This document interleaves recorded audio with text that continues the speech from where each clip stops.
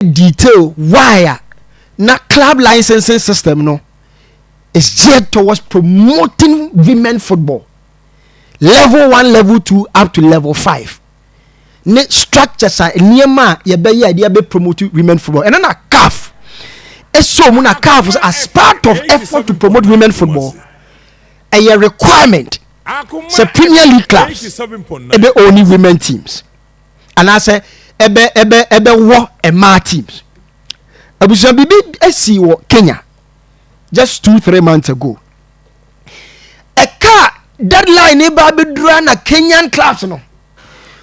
A friend baby scramble for women teams esi honum. Scramble for women teams. I mean baby crunch. Defending champion Tusker are set to support Division 1 side Macmillan Queens as then Kakamega Homeboys will acquire Kakamega Starlets as their women team. Me move you the acquire the achrewa there. Okwa go my here well obia Jimrika ekwa pick class because now they were getting close to the licensing system. That means say nyanduru ha. This week in yete ya obete club we adopt way club we anywhere any affiliation club we anywhere any affiliation nana fato sumame. Strange things happening in Ghana football. Yet young man or mode buy to yasu kotoko akwa sports academy. A man team no hanum. Dreams are akwa dreams ladies na wo makro no. Ketoke kuse ote de wa akwa dreams na wo makro no. Nana biemu kakra me. Accra Lions o ma akwa German vision bibiani Gold Stars o ma akwa ene wo honom no. Aduana so ma akwa aduana ladies minyanhu ba aduana ladies started so mo bomba bofa kwa so ma akwa Darling Angels bechem so ma akwa Afiakobi Football Club Brekum Chelsea so ma akwa Berry Ladies. Funny muka say enkra okroma onim when I did my checks, do you know what some of them did? Omo the phones and a frɛ ema yi na pacho me de udin ne ko ekire ye betena se why. You see, you cannot do these things over here because you must satisfy requirement you know. The almost said uncle memorandum of understanding be almost inside you.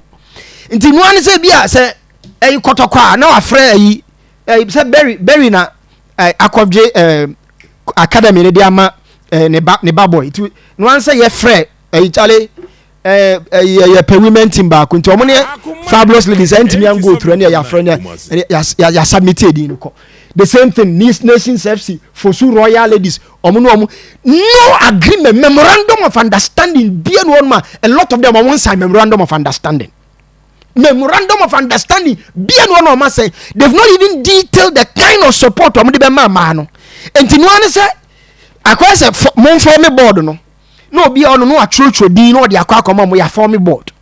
And many teams no I am telling you when I did my checks a lot of them it was just verbal agreement.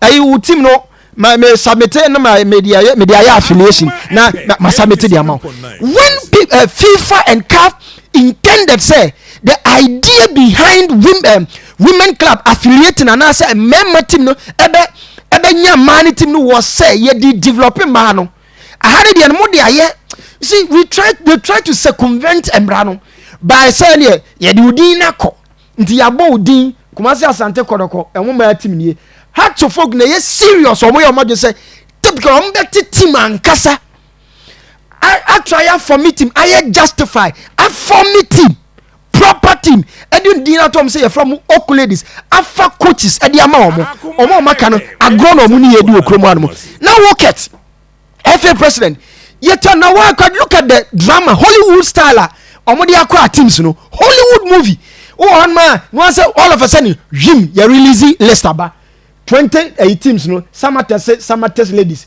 and so atreman say ne dey Candy Soccer ladies Mediama say ne dey Fias Godiwa they don't some of them omo see akra na see any agreement proper agreement say this is what we are going to do to help you.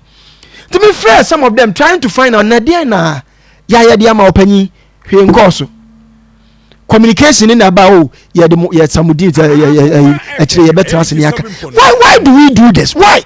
Kate, why do you allow clubs another thing to do this? Call for proper arrangement, proper memorandum of understanding. Minimum requirements say who adopting Martima. Adi we na osa oyema omo. Ebi omo keten obefa ebi omo salaries, obetua kakra de ama omo. Obeye niema we omo equipment omo hia, obeye we ni obebi omo ye training, obeboa omo. Give them certain requirement. Don't just allow someone submit the no answer obi afre phones. So some of them agreement on phones ya submitted in their man no release the list. I am women team no they were me passionate about them.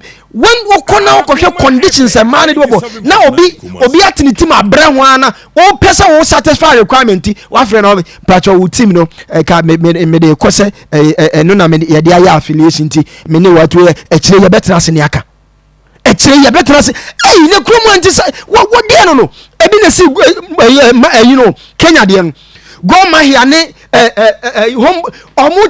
requirement deadline e ben and obi akwa submit e man di mi kwa. After that nothing happened. Obi no ma level of support be no me call man ho. I was expecting the president. That's why me catch was a leadership dey key o. Opening you know say clubs na nya dey on be form teams no. Had to folk na serious acting be Diana hope say Diana ladies no e be serious club. Others no obi answer dan team.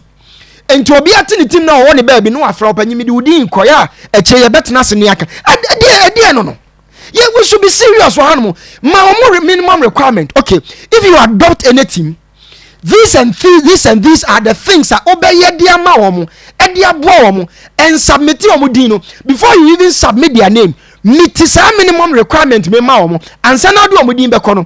Mamu just say, Mamu boss say, Mamu way, and son to show commitment that you are serious about supporting women football. Because the focus of CAF no, and yes, submission of names no kwa. And yes, I can abonte say my adopted club will be an answer, my affiliated with club. This focus of FIFA was say a man benya the same level of support that member teams ninya. And to say yeah. Or adopt and answer for me money teams now and answer affiliate here. You are expected to provide a certain level of support to them. So they better because you are neglect and I ignore man. Yeah, damn idea you know releasing man list. Thing. Obia to me in your club Obia in your club Meanwhile, these women football teams, we Berry ne Ampimne Omaka will be a struggle. They are all struggling. But you have when your clubs, Premier League clubs, obia to me submitting names amount, obia to me and question say, what have you done? Bring the memorandum of understanding how man sign. Let us review it. Let us see, say, indeed, we are committed to that process, Nana. Don't just let them submit names when it is that some of them they have not even sat down. Nothing has gone into it. No terms, no memorandum of understanding. Just a matter of submission of names and publishing of the name thereby. What at the end, you might say, one you're very careful. Ubenya Akoma yare. Yeah, new manu in Basabi. Why now deceive no? Who are you deceiving? Because the point is that the focus is to build the capacity of women clubs. When you are allowed to be at the dini bibana, basically there are no commitments. Or be signed be beer or paper, so nothing has been signed. And I'm talking on not obiano or mon sign agreement to be dreams. Kete then power the mon for documenta money man sign. Say ye be you way the amount. They only believe in say I was want to be a kotokwa afre afre or ware or you martin me person. On said them to me in Kano. Because kotokoso, but in reality, Samra or Honma and Quebec say no before Mobe sign, Mobe agree no. New way na kotoko, so we had the ma a marry no. And son and the house of folk and penny wants them to ask the end. What in the team? Oak ladies. ɛna wafa coaches di ama ɔmo no wayɛ ne justify ɛna ɔmo start ya build adeɛ no others no realize say yɛntumi nyɛ ne ntino ɛne yɛafrɛ tale yɛde wo team ne kɔ yɛnya saa concept nneɛma no ayɛ wɔ kurom a wokɔka ɔmo say you are not promoting Ghana football, but how do you do these things to promote Ghana football when it is that we don't even seem to take our things ourselves seriously? Yɛtry say sɛdeɛ mmara no teɛ no the black and white text you best satisfy what is on paper. Nti ebisa say kotoko man he na kotoko abodi ama ubisa dreams emo man dey no abo dreams ladies ubisa nation service no abo fosu royal mumisa nation service fosu royal so mo ni baby o mo training crowd fosu a opanyi me Seraph and na wa hiti sa no me ba sesi a